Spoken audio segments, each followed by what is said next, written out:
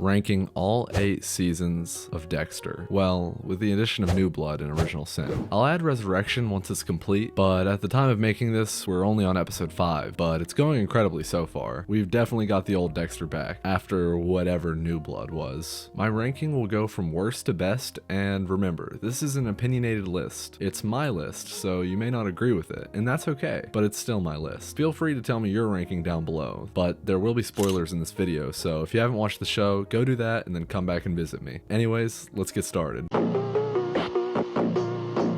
I don't like season 5. I'm gonna be completely honest. I and many others in the fan base felt that Dexter moved on from Rita way too fast whenever Lumen was introduced. But with that being said, Lumen was an overhated character. She wasn't that bad. I just feel like people automatically didn't like her because we had just lost Rita, and I don't think anyone disliked Rita. Now that being said, of course Lumen isn't the only reason for this season being on the bottom of my ranking. I wasn't a fan of the villain, or I guess villains plural, Jordan Chase and the Barrel Girl gang. It was pretty much just a self-help motivational speaker and his friends deciding to essay and murder several girls, and Dexter helping Lumen take down her former captors. I'm sure some people enjoyed this season, but I just didn't find it very entertaining. I did, however, like the storyline with Quinn and Liddy being on Dexter's case and suspecting Dex being involved with the Trinity Killer, due to the police sketch of Kyle Butler looking exactly like Dexter, because as we know, it was Dexter. I just thought Liddy as a side antagonist was way more interesting than the main plot of the season, which is what landed it at the bottom of my ranking.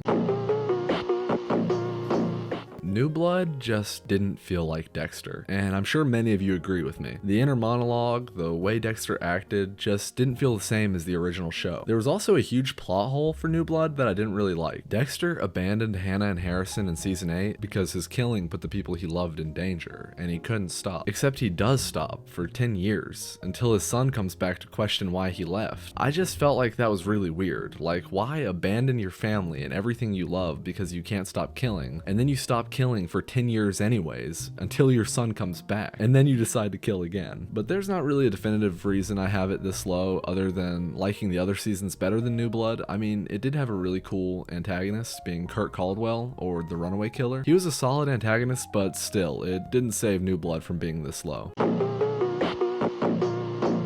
Season 7 and Season 8 are interchangeable in my ranking. They're not as bad as everyone makes them out to be, but I will say I feel like they were not as colorful as the earlier seasons. Like, the earlier seasons felt flashy and bright, but these 2 seasons in particular just felt gray and lifeless. This may be a stretch, but I think it was to show the mental state of the characters and how much the main characters had lost at this point, particularly Dexter. I also didn't like the storyline with Deborah being quote-unquote in love with Dexter. That was just really weird. I did, however, like the storyline with LaGuerta. There, for those of you that made fun of me for mispronouncing it last video. But anyways, I liked how that storyline kind of paralleled Dokes in season 2. And the villains for both seasons were okay, even though Isaac Serco wasn't a typical Dexter villain, as the only reason he was even targeting Dexter was to avenge his lover that Dexter killed to avenge Mike Anderson. But in season 8, Oliver Saxon was actually pure evil. He was on demon time. I also didn't like Hannah in these 2 seasons, and she's one of my least favorite characters from the series. And I wasn't a huge fan of the Zach Hamilton storyline either. Don't hate me, guys. I don't even know why I don't like it. I just didn't. Also, side note from the finale of season 8, it was just really unsatisfying, and I think a lot of people who watched the show agree with me on that. And that's why now we have 3 spinoffs. Original Sin is really good. Patrick Gibson did not disappoint me as Dexter. I was iffy at first about someone other than Michael C. Hall playing Dexter, but he did amazing. I loved watching Dexter learn how to be Dexter and see his first kills and his interactions with an alive Harry. It was also cool to see more of Brian's background and how messed up he really is. Original Sin also probably has the best soundtrack out of any season on my ranking. The visuals were awesome. It had a certain vibe about it that was just awesome to look at. It really pleased my eyes, and I loved a lot of the transitions. This may be a stretch, but possibly some of the best transitions I've ever seen. But I really enjoyed the series, and I think most Dexter fans would too. I hope we get a season 2 because it really topped my expectations.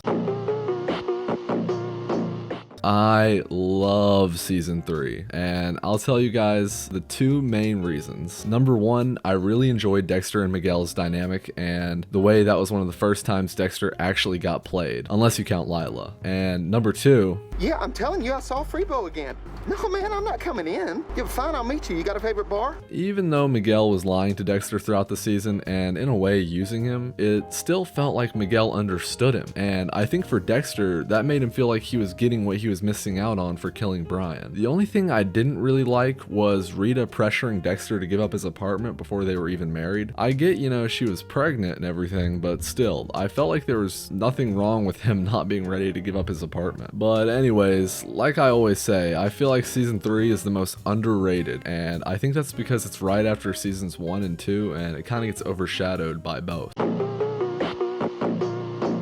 I really enjoyed season 6 because I found the Doomsday Killer to be an entertaining villain, and his killings being based off of biblical prophecies, and the fact that his killings were kind of telling a story in a way. A messed up story to say the least, but that's besides the point. And season 6 held one of the only twists that I genuinely was not expecting. Like, I did not expect Professor Geller to be a figment of Travis's imagination. That was a crazy Fight Club-ass twist, and Brother Sam made this season really enjoyable as well. I always love it whenever Dexter befriends a really wholesome character, and that character helps him to learn more about himself and help him realize that he's not a total monster. This season also had one of my favorite finales, like Deborah walking in as soon as Dexter kills Travis, and the season ending on a cliffhanger absolutely blew my mind. I don't know, I felt like most don't have season 6 this high up, but I really like it, and I needed it after having to watch season 5. I also feel like most people hate the seasons after season 4 because they didn't like season 5 either, so they don't even bother giving 6, 7, and 8 a chance, but they should because they're still worth it for the story, in my opinion. It's one of the best seasons, and it has one of the best antagonists, the Trinity Killer. It's also the last season that Rita was in, and I'm still shook up from her death, by the way. That broke something inside of me. I've never been the same since. And neither was the show. I felt like there was a huge dynamic shift after Rita was gone. Something just felt off. But that being said, the show was still good. After season 4, it was just different. One of my favorite scenes of season 4 was whenever Lundy picked out Arthur as the Trinity Killer when he ran into him before Arthur got on the bus. It's not specifically said that Lundy knew he was the Trinity Killer at that point, but let me just say, he knew. Any season with Lundy will get it high on my ranking. He's one of the coolest characters in the show to me, and I also just started watching Twin Peaks, and I feel like Lundy is heavily inspired by Agent Cooper. I don't know, they're just so similar. They both do weird things, like Lundy always eats lunch at exactly 1 for his cucumber and cream cheese sandwich, and Agent Cooper is always appreciating pie at random times and stuff like that. They're both just really intelligent but also peculiar characters. I love them. I really don't have any complaints about season 4, well, except maybe how Arthur was scared to kill the deer. I get it was part of us learning his backstory and why he is the way he is, but it just kind of threw me off that we were showed that. I mean, he can kill innocent people in 4s, not 3s, but couldn't kill a deer. But at the same time, I understand why the writers had to show that.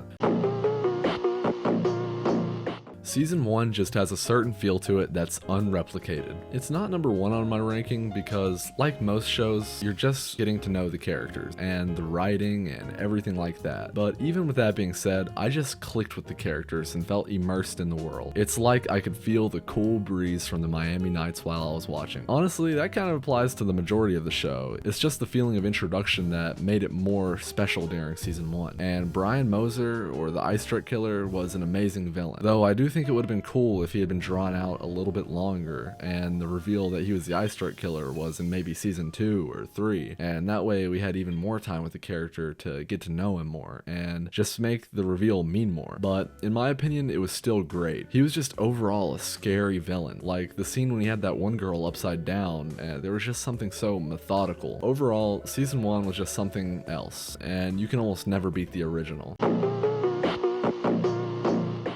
Except for season 2, which is in my opinion the best season of Dexter. It was the season Lundy was introduced, the season Dexter's bodies were found and he got stapled as the Bay Harbor Butcher. The entire storyline with Dokes being on Dexter's case and following him and their game of cat and mouse, I just really enjoyed the tension. It kept me stressed out the entire time, and at the time of watching, I knew there would be more seasons, but I still felt myself feeling like he was about to be caught. Like the one scene whenever Lundy sent men to come get Dexter to examine his own slide box.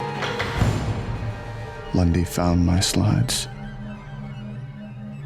This season just felt like the most interactive to me. The only thing I didn't like about this season was Lila. I hate her, like, a lot. But regardless, season 2 still earned its spot as number 1 on my ranking. Well guys, there it is. My ranking for every season and spinoff for Dexter. Well, except for Resurrection, which I plan on making a video about once the finale is out. And let me tell you guys, I have so much to say. It may have genuinely saved the Dexter franchise, well, with the help of Original Sin. And I have one prediction I'd like to share with you guys before the finale, just so if I'm right, you guys know I predicted it. So if you haven't watched Resurrection yet, click away because I'm about to spoil it. So Dexter attends the little serial killer party under Ronald Schmidt or Red's identity. The host of the dinner was Leon Prater, or Prater, I'm not really sure how to pronounce his last name, a billionaire obsessed with serial killers. I have a theory that Leon knows Dexter is not Red and is actually the Bay Harbor Butcher, because as we see in his collection of trophies, he has Dexter's blood slide box. So if he's even somewhat familiar with the Bay Harbor Butcher, then shouldn't he be familiar with Dexter too? Because if Angela was able to piece it together in New Blood, why can't this billionaire who's able to obtain all these artifacts from different infamous serial killers? I don't know, that's just a theory.